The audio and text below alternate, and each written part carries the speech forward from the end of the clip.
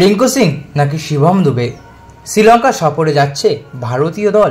কেমন হতে পারে ভারতের স্কোয়াড, বিস্তারিত জানাবো। তার আগে বলে রাখি, আপনি যদি চ্যানেলে নতুন হয়ে থাকেন তাহলে অবশ্যই চ্যানেলটি সাবস্ক্রাইব করবেন, এবং আপনি যদি ফেসবুক পেজ থেকে ভিডিওটা দেখে থাকেন তাহলে অবশ্যই পেজটি ফলো করে দিয়ে যাবেন। আসুন জেনে নেওয়া যাক বিস্তারিত। টি-20 সিরিজ শুরু হচ্ছে 27 জুলাই, 2রা আগস্ট শুরু ওয়ানডে সিরিজ। টি-20 তিনটি হবে পারলে খেলেতে, ওয়ানডে ম্যাচগুলি হবে কলম্বোয়। কেমন হতে পারে টি-20 স্কোয়াড? ওপেনিং কম্বিনেশন প্রথম পছন্দ শুভমান গিল, যশস্বী জয়সওয়াল। বিকল্প হিসেবে ঋতুরাজ গায়কোয়াড়, অভিষেক শর্মা। আলোচনায় ভারতীয় দলের কোচ হয়েছেন গৌতম গম্ভীর। প্রথম অ্যাসাইনমেন্ট শ্রীলঙ্কা সফর। শ্রীলঙ্কায় 3 ম্যাচের টি-20 ও ওয়ানডে সিরিজ খেলবে ভারত। শীঘ্রই দল ঘোষণা হবে, হয়তো আজও হতে পারে। দল নির্বাচন কমিটির প্রধান অজিত আগারকার ও হেড কোচ গৌতম গম্ভীর। টি-20 বিশ্বকাপের পর জিম্বাবুয়েতে 5 ম্যাচের সিরিজ খেলেছে ভারত।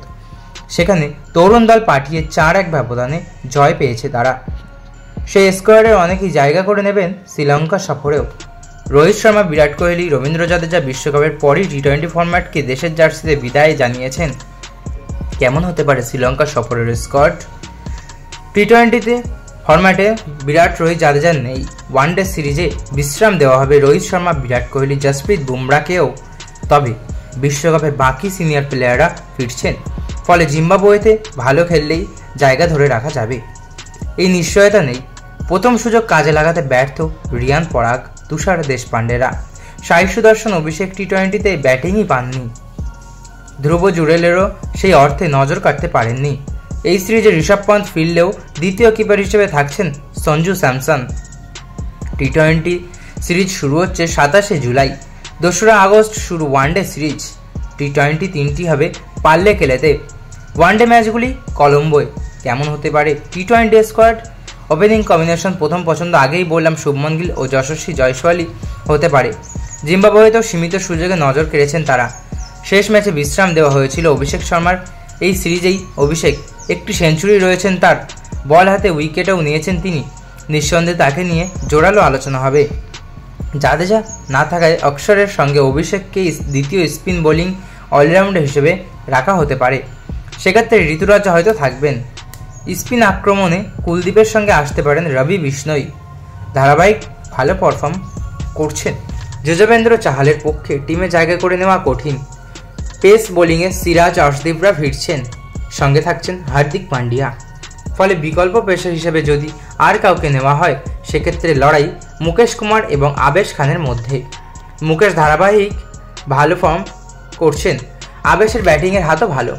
গম্ভীরের কোচিংয়ে খেলেছেন। ওয়ানডে স্কোয়াডে ফেরার প্রবল সম্ভাবনা শ্রেয়াস আইয়ারের।